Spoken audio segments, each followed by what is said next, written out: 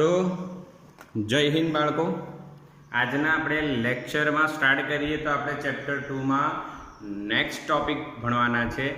Last લેક્ચરમાં આપણે chapter 2 start કર્યું હતું અને એમાં પહેલો જે ટોપિક છે વિદ્યુત સ્થિતિમાન, એ આપણે ક્લિયરલી કમ્પ્લીટલી સમજ્યા હતા. વિદ્યુત સ્થિતિમાન જે છે એ શું છે એ પણ આપણે જાણ્યું હતું. મેં તમને એક એક્ઝામ્પલથી બતાવ્યું હતું. આજના લેક્ચરમાં આપણે શું કરીશું તો કે નેક્સ્ટ જે ટોપિક છે 2.3, જેમાં હવે સ્થિતિમાન તમે ભણ્યા છો. તમે શું ભણ્યા છો? સ્થિતિમાન ભણી લીધા. જે લાસ્ટ લેક્ચર હતો એમાં સ્થિતિમાન કમ્પ્લીટ કરી નાખ્યું. ભાઈ સ્થિતિમાનની તમારી કન્ફ્યુઝન જ નથી કોઈ. સ્થિતિમાનને v વડે લખાય, v વડે દર્શાવાય અને integration E.dr infinite two p લખું તો આ p લખાશે, બરાબર. પરંતુ સૂત્ર એક હજુ પણ બનાવ્યું તો આપણે ઇન્ફાઇનાઇટ ટુ p/q. તો આ જે બન્યું હતું એ સ્થિતિમાનનું સૂત્ર બન્યું હતું, બરાબર. ક્લિયર છે ને બેટા? હા, યસ, ક્લિયર દેખાય છે, ક્લિયરિટી છે. ઓકે, તો આ છે સ્થિતિમાનનું સૂત્ર v માઇનસ ઇન્ટિગ્રેશન E.dr. બિલકુલ ક્લિયર છે, બિલકુલ ક્લિયર છે. ઓકે, હવે એવો પ્રશ્ન થાય, જો આપણે જે ચેપ્ટર જોઈ રહ્યા છે, પહેલો ચેપ્ટર જોયું એમાં પણ વિદ્યુત ભાર આવ્યું, બીજા ચેપ્ટરમાં પણ વિદ્યુત ભાર જ આવશે.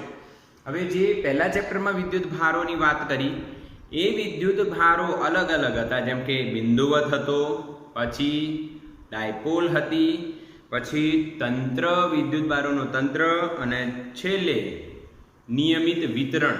છેલ્લે શું હતું? નિયમિત વિતરણ. એટલે આ બધા વિદ્યુત ભારો અલગ અલગ પ્રકારે વિતરણ પામેલા હોય છે. તો આ બધાને કારણે સ્થિતિમાન કેટલું મળે છે, જેમ પહેલા ચેપ્ટરમાં બધાને કારણે વિદ્યુત ક્ષેત્ર કેટલું મળે છે એ જોયું હતું, એમ અત્યારે આપણે જોઈશું કે સ્થિતિમાન કેટલું મળશે એ જોઈશું. તો સ્ટેપ બાય સ્ટેપ જઈશું. બધું એક સાથે નહીં ખવાય, ધીરે ધીરે સમજીને યોગ્ય રીતના આપણે સમજીશું. તો સૌથી પહેલી વાત આપણે કરીએ તો 2.3 NCERT નો ટોપિક નંબર 2.3, બિંદુવત વિદ્યુત ભારનું વિદ્યુત ક્ષેત્ર. બિંદુવત વિદ્યુત ભારનું વિદ્યુત ક્ષેત્ર પોઈન્ટ ચાર્જ હોય, electrostatic potential of a point charge, એક બિંદુવત વિદ્યુત ભાર હોય એનું સ્થિતિમાન કેટલું આપણે એ ભણવાના છે. ઓકે, તો હવે આપણે સમજવાનો ટ્રાય કરીએ ને આને કઈ રીતના સમજાશે, કઈ રીતના આને લાવીશું, આપણે સોલ્વ કરીશું. તો સિમ્પલ વાત સમજો. બિંદુવત વિદ્યુત ભારનું વિદ્યુત ક્ષેત્ર, વિદ્યુત ક્ષેત્ર નહીં, વિદ્યુત સ્થિતિમાન. વિદ્યુત ક્ષેત્ર નહીં બેટા, વિદ્યુત ક્ષેત્ર તો આપણે પહેલા ચેપ્ટરમાં બધું ભણી ગયા છે. અત્યારે આપણે વિદ્યુત સ્થિતિમાન જોવાનું છે. તો બિંદુવત વિદ્યુત ભારનું સ્થિતિમાન કઈ રીતના મળશે, ચાલો ટ્રાય કરીએ અને સમજીએ. બિલકુલ બેઝિક. જો સૌથી પહેલા આપણે એક +q વિદ્યુત ભાર માની લઈએ, જેનું વિદ્યુત સ્થિતિમાન આપણે શોધવાનું છે. એના આસપાસના વિસ્તારમાં એ પોતાનું ક્ષેત્ર બનાવશે અને એ ક્ષેત્રને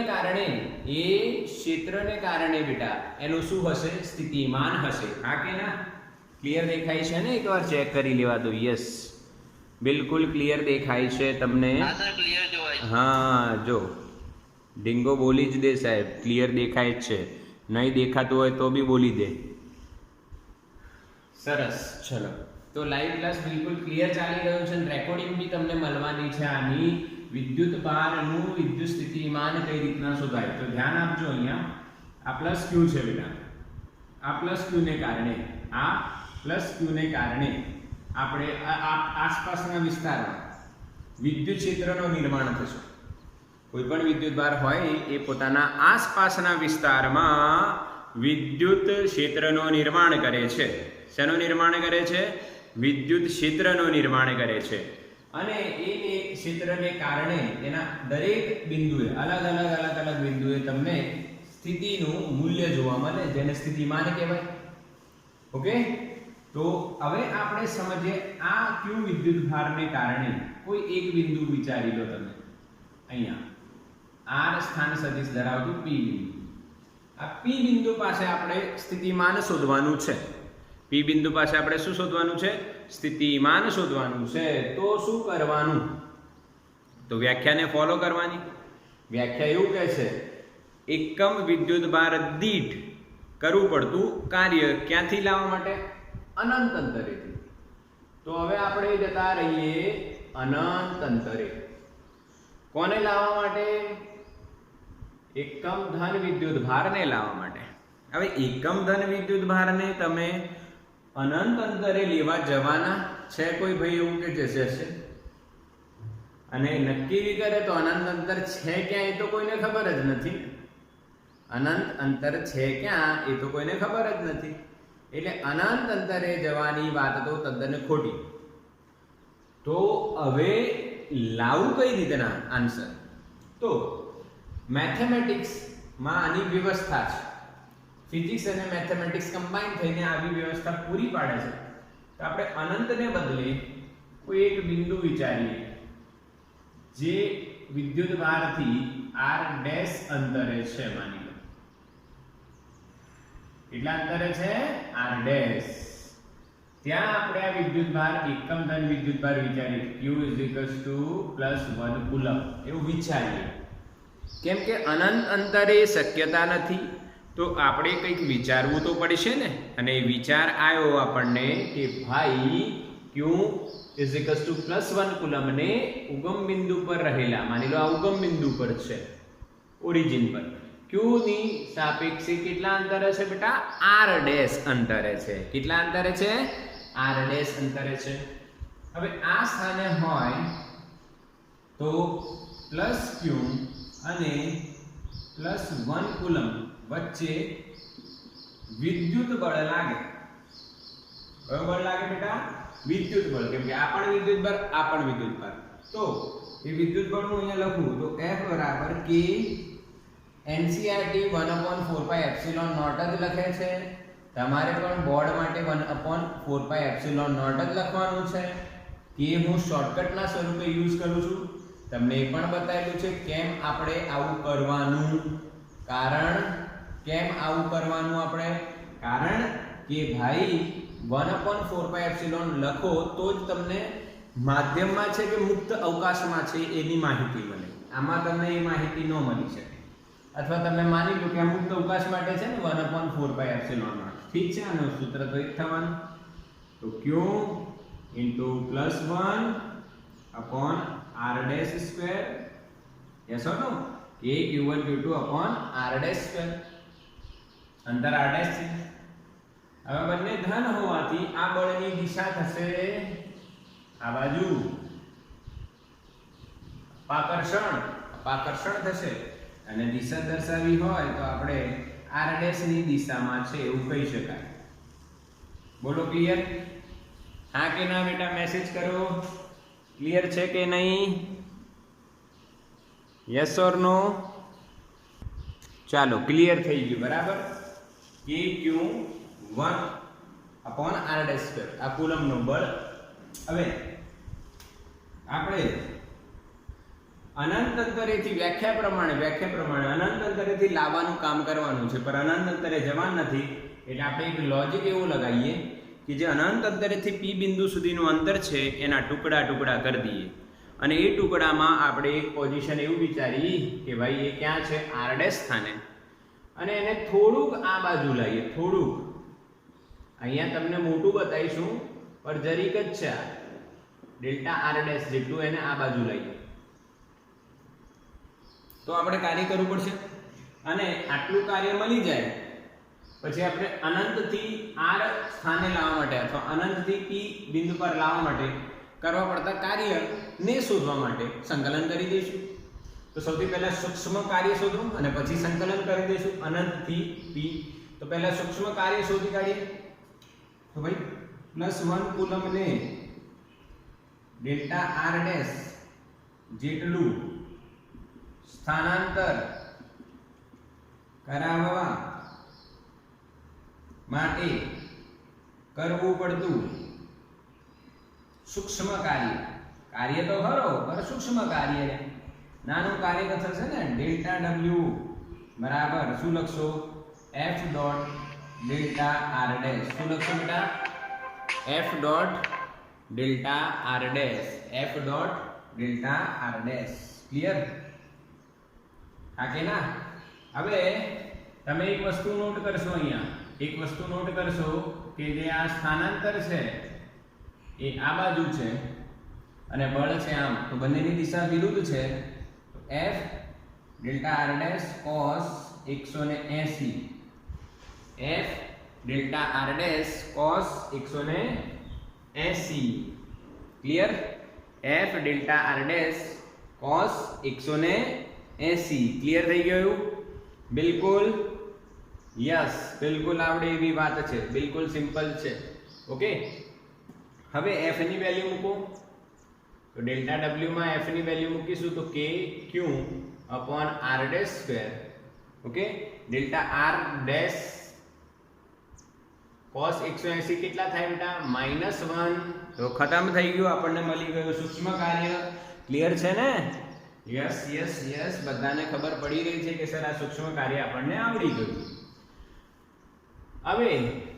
હવે શું કરીએ?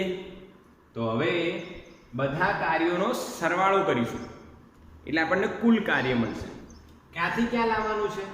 અનંતથી p, અનંતથી p લાવવાનું છે અને કુલ કાર્ય શોધવાનું છે. તો કુલ કાર્ય શોધવા માટે આપણે શું કરવું પડશે બેટા? સંકલન. હવે સંકલન ક્યારે થાય? જ્યારે ડેલ્ટા આર ડેશ ખૂબ જ સૂક્ષ્મ થઈ જાય. ડેલ્ટા આર ડેશ ખૂબ જ સૂક્ષ્મ થઈ જાય. હા કે ના? કારણ શું આ ડેલ્ટા આર ડેશ ને ખૂબ જ સૂક્ષ્મ કરવાનું એ તમને બતાવું, સમજજો. જો બેટા તમને ખબર છે કે જેમ આર ડેશ અંતર બદલાય તેમ તેમ તેમ બળ બદલાય છે. અને આ જે સૂત્ર આપણે લગાવીએ છીએ એ તો અચળ બળનું છે. મારી વાત સમજો છો ને? આ જે સૂત્ર છે કયા બળનું છે? અચળ બળનું. અને આપણે શું કરવાનું છે? અચળ બળ બનાવવા માટે આ જે અંતર છે ખૂબ જ સૂક્ષ્મ હોવું જોઈએ, નહીં તો શું થાય? બળ બદલાઈ જાય એટલે ચલ બળ થઈ જાય. એટલે આપણે લગાવ્યું અચળ બળનું સૂત્ર. તો અચળ બળના સૂત્ર પ્રમાણે તમારે ડેલ્ટા આર ડેશ ની લિમિટ લેવી પડે. લિમિટ લેવી પડે ટેન્ડ્સ ટુ 0. ખૂબ જ નાનું કરી દો એટલે ખૂબ જ નાનું હશે. અહીંયાથી અહીંયા આટલા અંતર માટે બળનો ફેરફાર સૂક્ષ્મ કહેવાય, શૂન્ય કહેવાય લગભગ. એટલે ડેલ્ટા આર ડેશ 0 કરો અને ઇન્ફાઇનાઇટ થી r સુધી સંકલન કરી નાખો. આપણને કુલ કાર્ય મળશે w ધ્યાન આપજો, integration infinite to r minus k q upon r dash square. ડેલ્ટાની જગ્યાએ શું થઈ જશે બેટા? dr dash. ડેલ્ટા એટલે ફેરફાર, પણ ડેલ્ટા અગર જો બહુ જ નાનું હોય, શૂન્યની નજીક હોય, તો મેથેમેટિક્સમાં આપણે એને ડેલ્ટા નથી લખતા, એને dr ડેશ લખીશું. હવે આનું સંકલન કરી નાખીએ તો -kq અચળ. ચલો 1/r square, 1/r dash square, એનું સંકલન શું થાય બેટા? બોલો બોલો. તો તમને ખબર છે -1/r dash infinite to r. કેમ? Yes yes, right answer. 1/r square નું સંકલન તમે કરશો તો શું થશે? તો પાવર રૂલ લગાવીશું તો r ની -2 dr થશે અને r ની -2 પ્લસ 1 એક ઘાત વધશે અને એ જ ઘાત છેદમાં આવશે. અને આને સોલ્વ કરીએ તો આ -1 અને આ 1 r ની -1, તો નીચે લખીશું તો -1/r. આ સંકલન મેં તમને શીખવાડ્યું કે આ રીતના સંકલન થશે. બોલો આવડ્યું કે નહીં? હા કે ના? ક્લિયર છે ને? બિલકુલ બિલકુલ ક્લિયર, બિલકુલ ક્લિયર. હવે લિમિટ મૂકી નાખીએ. લિમિટ મૂકી તો લિમિટ મૂકવાના બે પ્રકાર છે. લિમિટ મૂકવાના કેટલા પ્રકાર છે? બે પ્રકાર છે. પહેલો પ્રકાર છે કે ભાઈ તમે માઇનસને કોમન કાઢી લો. માઇનસ કોમન કાઢી લેશો તો પણ મળી જશે અને ન કાઢો તો પણ મળી જશે. તો પહેલા માઇનસને કોમન કાઢી લઈએ તો અહીંયા શું લખાઈશું કે kq અને લિમિટ મૂકીશું તો 1/r - 1/∞. સમજ્યા? અને જો તમે માઇનસ કોમન ના કાઢતા તો પહેલા -1/∞ પ્લસ 1/r. એવું સોરી જો તમે માઇનસ કોમન ન કાઢતા તો -1/r માઇનસ પ્લસ 1/∞ આગળ માઇનસ રહેતું તો -1/r બચતું. જવાબ એનો એ જ આવતો, પ્લસ ને પ્લસ જ. એકવાર બતાવી દો અહીંયા. જો તમે માઇનસ કોમન ના કાઢો તો શું બને? -1/r minus plus 1/∞. પહેલી લિમિટ અપર લિમિટ, પછી માઇનસ કરીને એટલે માઇનસ પ્લસ થઈ જશે એટલે 1/∞. આ બંનેનો આન્સર સરખો આવશે. જો aq/r આનું પણ માઇનસ પ્લસ. આ તો 0 ને 1/∞ શું થઈ જશે? 0 થઈ જશે. શું થઈ જશે? 0 થઈ જશે. એટલે આ જ છે બેટા, આ જ કાર્યને આપણે સ્થિતિમાન કહીશું, બિંદુવત વિદ્યુતભારનું. આ જ કાર્યને આપણે શું કહીશું બેટા? સ્થિતિમાન કહીશું. કોનું? બિંદુવત વિદ્યુતભારનું. બોલો, ખબર પડી? હા કે ના? સ્ક્રીનશોટ લો ફટાફટ. સ્ક્રીનશોટ લો બેટા. ખબર પડી ગઈ? બિલકુલ સિમ્પલ વાત છે, સિમ્પલ વાત છે. ક્લિયર દેખાય છે? ક્લિયરલી દેખાઈ રહ્યું છે. ઓકે, ચલો સરસ. હવે ટ્રીક ખબર પડી ગઈ ને? થિયરીનો કન્સેપ્ટ ખબર પડી ગયો. બોર્ડ માટે તમે આ થિયરી 2 માર્કમાં લખશો. કેટલા માર્કમાં લખશો? 2 માર્કમાં લખશો. ટ્રીક ખબર પડવી જોઈએ, કન્સેપ્ટ ખબર પડવું જોઈએ, કઈ રીતના આવે છે એ ખબર પડવી જોઈએ. પછી જી નીટ અને એમસીક્યુ દાખલા માટે આ સૂત્ર તમારે યાદ રાખવું જોઈએ. kq/r kq/r. હવે અહીંયા તમે જુઓ તો તમે એવું કહી શકો છો કે v એ q ના સમપ્રમાણમાં અને v એ અંતરના વર્ગના વ્યસ્ત પ્રમાણમાંની જગ્યાએ શું આવ્યું? વ્યસ્ત પ્રમાણ. શું આવ્યું બેટા? વ્યસ્ત પ્રમાણ. એના પહેલા તમે જ્યારે ભણતા હતા ત્યારે અંતરના વર્ગના વ્યસ્ત પ્રમાણમાં એવું વિદ્યુત ક્ષેત્ર આવતું. યસ. તો અહીંયા આપણે એક સાથે એક વસ્તુ સમજીશું. ધ્યાન આપજો, કેમ કે બધું ભેગું ન થઈ જાય. બિંદુવત વિદ્યુત ભાર આવ્યો તો બળ તમને ખબર હોવી જોઈએ. બળનું સૂત્ર શું લખતા હતા? kq1 q2/r², જે પ્રોપોર્શનલ ટુ 1/r² હોય. વિદ્યુત ક્ષેત્ર ભણ્યા છીએ બેટા. વિદ્યુત ક્ષેત્ર E બરાબર kq/r², જે બી પ્રોપોર્શનલ ટુ 1/r² કહેવાય. હવે વિદ્યુત સ્થિતિમાન આયા V kq/r, તો જે પ્રોપોર્શનલ ટુ શું આવશે? 1/r. આ વાતને આપણે ક્લિયર યાદ રાખવી બેટા. આ સૂત્રો યાદ હશે એટલે આ વાત તો યાદ જ રહેવાની ને. જો આપણને સૂત્રો યાદ છે, તો આમાં કોઈ મોટા લોજિકની જરૂર નથી, સિમ્પલ યાદ જ રહેશે. હા, આપણે એક આલેખ બનાવી દઈએ કે ભાઈ અંતરની સાપેક્ષે આ બે કઈ રીતના બદલાઈ રહ્યા છે. આ બી એ જ વસ્તુ આવશે, આનું નાનું સેમ જ આવવાનું છે, બટ કઈ રીતના બદલાઈ છે. હવે તમે મને એમ કહો, કોણ ઝડપથી ઘટશે? આ બેમાંથી કોણ ઝડપથી ઘટશે? બોલો, આ બેમાંથી કોણ ઝડપથી ઘટશે? માની લો આને મેં પહેલો નંબર આપ્યો અને આને ચલો બીજો નંબર આપ્યો અને ત્રીજો. તમારે મેસેજ કરવાનો છે કયો પહેલે ઝડપથી ઘટશે, બીજો નંબર કે ત્રીજો નંબર? આ પહેલો નંબર છે. બીજો કે ત્રીજો? પહેલો ઝડપથી ઘટશે કે બીજો ઝડપથી ઘટશે? Yes, right answer. આ ઝડપથી ઘટશે. યસ, ઝડપથી ઘટશે. કેમ કે આમાં 1/r² છે. શું છે? 1/r² છે. તો આનો આલેખ આપણે બનાવવા જોઈએ તો ધ્યાનથી સમજો. આમ ઉતરશે.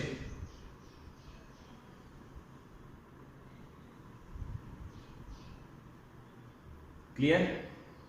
ઝડપથી ઘટે છે. અને જો વિદ્યુત સ્થિતિમાનનો આલેખ તમે બનાવવા જાઓ તો એ ધીમેથી ઘટે છે. આ વિદ્યુત ક્ષેત્રનું, આ વિદ્યુત સ્થિતિમાનનું. ક્લિયર? હા કે ના? યસ ઓર નો? સમજ્યા? આવો આલેખ તમે ભણ્યા નથી, પરંતુ પહેલી વાર ભણો છો, પર વિદ્યુત ક્ષેત્ર તો આવડે છે ને બેટા, પહેલેથી ભણ્યા છો. હા કે ના? બિલકુલ ક્લિયર છે. સમજાઈ ગયું? આમાં કોઈ ડાઉટ નથી ને? કોણ ઝડપથી ઘટે છે? વિદ્યુત ક્ષેત્ર. અને કોણ ધીમેથી ઘટે છે? વિદ્યુત સ્થિતિમાન. આ જો ધીમેથી ઘટે છે, આનો સ્લોપ ઓછો રહેશે, એમ જે ઢાળ જે કર્વ જે બને છે નાનો, આનો વધારે. હવે એક પ્રશ્ન એવો પણ થાય કે વિદ્યુત ક્ષેત્ર કેમ અહીંયા આગળથી લીધો, વિદ્યુત સ્થિતિમાન કેમ પાછળથી લીધું? એનસીઈઆરટી માં તો આવો જ આલેખ છે, પરંતુ આવું કેમ થાય છે? તો અહીંયા તમે એનસીઈઆરટી માં જોશો તો અહીંયા 0.5 અને 1 આ રીતના અંતર સ્ટાર્ટ થાય છે. હવે ખાસ નોંધ આપવાની છે તમારે, ધ્યાન આપજો. વિદ્યુત ક્ષેત્રમાં બેટા 1/r² આવે અને વિદ્યુત સ્થિતિમાનમાં 1/r આવે. પરંતુ જ્યારે મૂલ્ય 0 અને 1 ની વચ્ચે હોય, 0 અને 1 ની વચ્ચે હોય તો કોણ મોટું? બોલો, E મોટો મળશે કે V મોટો મળશે? બોલો બોલો, મેસેજ કરો, કોણ મોટું મળશે? આ જે ફેરફાર છે એ 1 ની પછી થશે, 1 ની પછી આ B આની આગળ જતો રહેશે. એ તમે થોડુંક મારાથી ડ્રોઈંગમાં એવું થઈ ગયું છે. હા, નહીં V નહીં, E મોટો મળશે. E મોટો મળશે. કેમ? સમજો, R ની વેલ્યુ આપણે 0.5 લઈએ તો E માં અત્યારે હું ઇક્વલ ટુ લખી છું, સમજી લેજો. ઉપરની વેલ્યુ નથી લખતો. આ KQ/R² એટલે KQ બંનેમાં સરખું છે. એટલે E R ની વેલ્યુ 0.5 લઈએ આપણે. R ની વેલ્યુ કેટલી લઈએ? 0.5. અને E/V લખીએ. E/V R ની વેલ્યુ 0.5 તો ભાઈ અહીંયા 0.5 નો વર્ગ થશે અને અહીંયા 0.5. તો એક ખબર પડી કે નહીં? E 1/r² એટલે 1/r² થઈ ગયું. V 1/r એટલે છેદમાં છે તો અહીંયા અંશમાં r લખાશે. હા કે ના? યસ ઓર નો? અહીંયા r અને અહીંયા શું આવશે? r² ગયું તો 1/r આવ્યું. 1/r એટલે 1/0.5. 1/0.5 એટલે sorry 2. Yes or no? Yes or no? Yes 2. એનો મતલબ E/V બરાબર 2 મળે છે તો E બરાબર શું થયું? 2V. 2V. કોણ મોટું મળશે? E મોટું મળ્યું કે V મોટું મળ્યું? E મોટું મળશે. 0 અને 1 ની વચ્ચે. અને જેમ હવે વેલ્યુ 1 ની ઉપર જશે, 1 ની ઉપર જાય, ધ્યાન આપજો. માની લો અહીંયા વેલ્યુ 1 ની r ની વેલ્યુ 1 ની ઉપર ગઈ, માની લો 2 થઈ તો 1/2 એટલે 0.5 એટલે E બરાબર 0.5V. E બરાબર 0.5V એટલે V બરાબર 2E થાય એટલે V મોટો થઈ જાય. એટલે 1 ની નીચે રહે, 1 ની નીચે રહે. આપણે એક અહીંયા દર્શાવવું જોઈએ, આની નજીક 1 ની નીચે રહે અને અહીંયા 0.5. 1 ની નીચે રહે તો કોણ મોટો રહે છે? E. અને 1 ની ઉપર જાય વેલ્યુ, r ની વેલ્યુ 1 ની ઉપર જાય તો કોણ મોટો રહેશે? V. બોલો ડન. સ્ક્રીનશોટ લો બેટા ફટાફટ. અહીંયા આપણું બિંદુવત વિદ્યુતભારનો કન્સેપ્ટ ક્લિયર બિલકુલ. તો બેટા એક ઉદાહરણનો દાખલો છે આપણે એનસીઈઆરટી માં 2.1 2.1.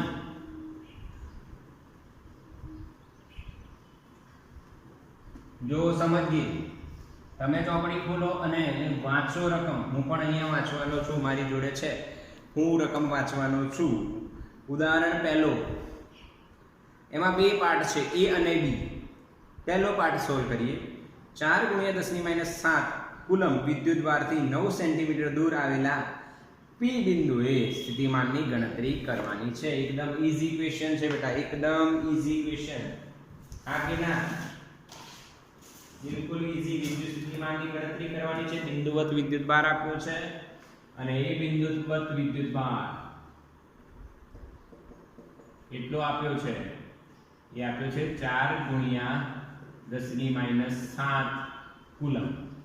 એનાથી r અંતરે P બિંદુ પાસે r અંતર કેટલું આપ્યું છે આપણને? 9 સેન્ટીમીટર. 9 સેન્ટીમીટર. અહીંયા વિદ્યુત સ્થિતિમાન શોધવાનું છે તો P પાસે વિદ્યુત સ્થિતિમાન શું લખાશે? એટલે આ પહેલો પાર્ટ છે A, KQ/R. KQ/R લખાશે. Simple. PQ upon R. K ની વેલ્યુ 9 ગુણ્યા 10 ની 9, Q ની વેલ્યુ કેપિટલ લખી દઉં છું અહીંયા 4 ગુણ્યા 10 ની -7, 9 સેન્ટીમીટર એટલે 9 ગુણ્યા 10 ની -2, 9 કટ થઈ ગયા, જવાબ આવશે 4 ગુણ્યા 10 ની કેટલી ઘાત થાય ગણો જોઈએ, 9 - 7 2 ઉપર આયા 4 વોલ્ટ, વોલ્ટ 4 10 ની 4 ગુણ્યા 10 ની 4 વોલ્ટ. બોલો ડન. આવે છે જવાબ? યસ. ઓકે, બધાને આ જવાબ આવડવો જ જોઈએ. નેક્સ્ટ બી. બી આમાં શું છે? બી એકદમ ઈઝી છે. બી પાર્ટ પણ આનો ઈઝી છે. તે પરથી એટલે જે તમે પહેલામાં જે મેળવ્યું એના પરથી એવું કહે છે, પહેલામાં જે મેળવ્યું એના પરથી શું કરવાનું છે? 2 ગુણ્યા 10 ની -9 કુલમ વિદ્યુત ભારને અનંત અંતરેથી P બિંદુએ લાવવા માટે કરેલા કાર્યની ગણતરી કરો. એટલે પહેલા કાર્ય ગણો 2 ગુણ્યા 10 ની -9 કુલમને. તો કાર્ય ગણી કાઢીએ. 2 ગુણ્યા 10 ની -9 અને સ્મોલ q લખીએ. કુલમ વિદ્યુત ભારને અનંત અંતરેથી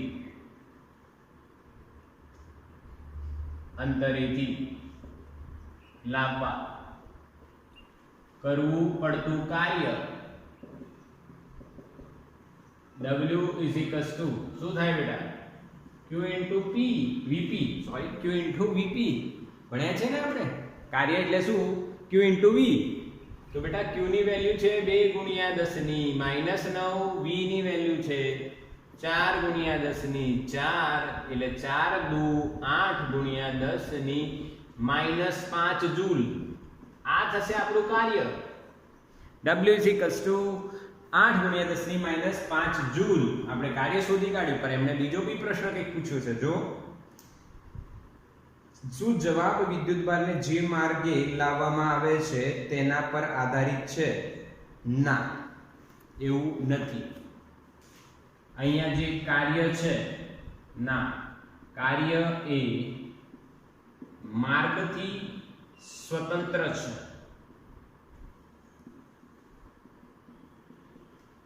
હવે આની સાબિતી શું? આની સાબિતી શું? કાર્ય એ માર્ગથી સ્વતંત્ર છે. ઓકે, તો આની સાબિતી સમજીએ છે. બાકી આટલું તમને ક્લિયર થઈ ગયું. આનો સ્ક્રીનશોટ લઈ લો, હું તમને આની સાબિતી આપું. કાર્ય એ માર્ગથી સ્વતંત્ર છે, એની આપણે સાબિતી લઈશું બેટા. થઈ ગયું? Screenshot done? યસ ઓર નો? ચલો ચલો ચલો, હું હટી જાઉં, હે ને? યસ, હવે લઈ લો ફટાફટ. ઓકે, કાર્ય એ માર્ગથી સ્વતંત્ર છે. ઓ, એ કઈ રીતના? એનો મતલબ શું? કે તમે જે કામ કરવા નીકળ્યા છો એ કામ તમારા માર્ગ પર ડિપેન્ડ નથી કરતું. એટલે એની વસ્તુ સમજો, આ વસ્તુ સમજો કે કાર્ય એ માર્ગ પર આધારિત નથી. અહીંયાથી તમે એક મોટિવેશન લઈ શકો છો કે તમે કેટલું કાર્ય કરશો અને તમારું કાર્ય વધશે કે ઘટશે, ઘટવું ન જોઈએ એવું બધા કે. પણ જ્યારે માર્ગમાં અડચણો આવે છે ત્યારે આપણા કાર્ય પર અસર થાય છે. ઘણા લોકો, લગભગ 90 થી 95% લોકો હાર માની લે છે. 90% લોકો હાર માની લે છે. કેમ કે માર્ગમાં શું આવી છે? અડચણો, અને કાર્ય એને કાર્ય બદલાઈ જાય છે અડચણો જોઈને. પરંતુ ફિઝિક્સ આપણને શીખવાડે છે, અહીંયા તમે જોશો કે વિદ્યુતભારને એક સ્થાનેથી બીજા સ્થાને લઈ જવા માટે જે કાર્ય છે એ કાર્ય માર્ગ પર આધાર રાખતું નથી. એટલે તમારે પણ જેઈ નીટ અને જે બોર્ડનો જે ગોલ તમે લઈને ચાલ્યા છો એ કાર્ય તમારું માર્ગ પર આધારિત ન હોવું જોઈએ. એટલે કે માર્ગમાં ઘણી બધી અડચણો આવે એના પ્રમાણે કાર્ય બદલાઈ જવું જોઈએ નહીં. એ સતત નિરંતર ચાલુ રહેવું જોઈએ. ઓકે, મહેનત કરતા રહો બેટા, બીજું કશું જ નથી. આવો 2.1 માં હું લખું છું જવાબ બી નો જવાબ છે ના, કાર્ય માર્ગ પર આધારિત નથી. તો આ કઈ રીતના સાબિતી આવશે? જો એ જ ટ્રીક તમને બતાવી દો. આ પ્લસ ક્યુ છે, અહીંયા આર સ્થાન સદિશ પર પી બિંદુ આપણે લીધું છે, અનંત છે. હવે આમાં આપણે બે બિંદુ સિલેક્ટ કરીએ, એક r1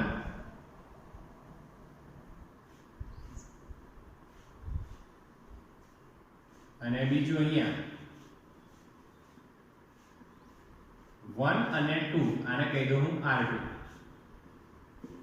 એટલે આપણે એકમ ધન કોઈ બી ક્યુ વિદ્યુત ભારને 1 થી 2 લઈ રહ્યા છે. એટલે કાર્ય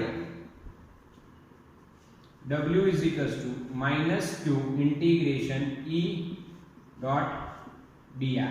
આવું લખતા હતા આપણે, યસ ઓર નો? હા. હવે આપણે ક્યાંથી ક્યાં લઈ રહ્યા છે? r1 થી r2. માઈનસ q બિંદુવત વિદ્યુતભારનું વિદ્યુત ક્ષેત્ર kq upon r2, kq upon r2 into dr. આ પ્લસ એનું ક્ષેત્ર બહાર અને dr આમ, એટલે માઈનસ. એની ચર્ચામાં હું એન્ટ્રી નથી કરાવતો તમારી, પ્લસ છે કે માઈનસ છે. Okay, it is okay, plus હોય કે માઈનસ હોય, આપણો ચર્ચા એ છે.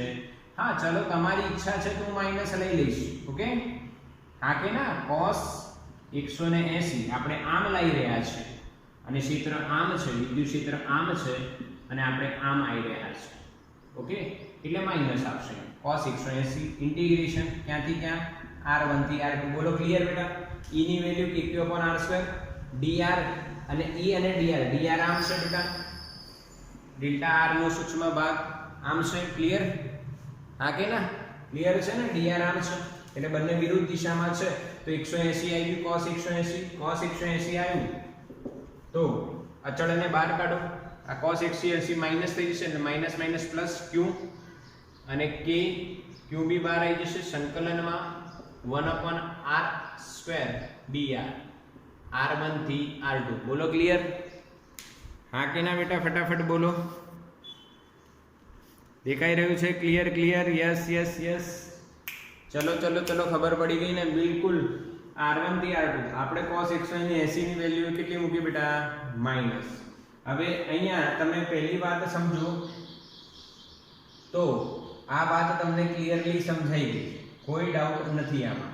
હા કે ના? અથવા તમે આને f.dr કર સ્વરૂપે પણ લઈ શકો છો.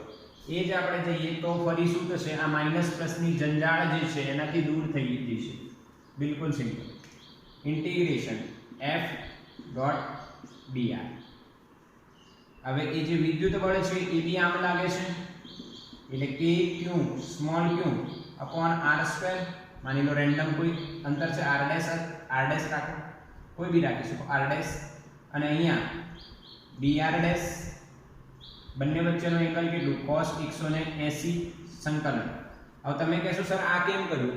કેમ કે આના જે પહેલા સૂત્ર હતું એ આપણે ઓલરેડી ક્ષેત્રની વિરુદ્ધમાં કરવું પડતું કાર્યનું, એટલે એમાં તમે cos 180 લખો તો ખોટું થઈ જાય. એટલે આપણે બેઝિક થી સ્ટાર્ટ કર્યું. r1 થી ક્યાં લઈ જવાના છે? આપણે r2 લઈ જઈએ છીએ. તો k q સ્મોલ q બહાર આવી ગયા, આગળ માઈનસ આવશે અને ઇન્ટિગ્રેશન થશે r1 થી r2 1 upon r dash square into dr dash. એટલે માઈનસ k q q, અહીંયા સંકલન એનું એ જ minus 1 upon r dash r1 થી r2. તો minus minus plus k q small q, limit મુકાશે 1 upon r2 minus 1 upon r1. આ કાર્યનું સૂત્ર બોલો, ખબર પડી કે નહીં બેટા? હા કે ના? કાર્યનું સૂત્ર ખબર પડી? બેઝિક થી લાયા છે આપણે, બેઝિક થી લાયા છે. યસ. તો અહીંયા તમે જોશો કાર્ય r1 અને r2 એટલે કે પ્રારંભિક અને અંતિમ સ્થાન પર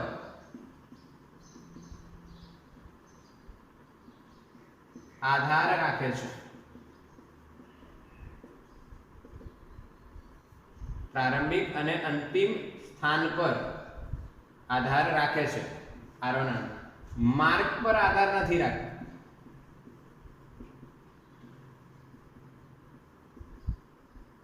એ તો આપણે પ્રૂવ કરી રહ્યા હતા ને.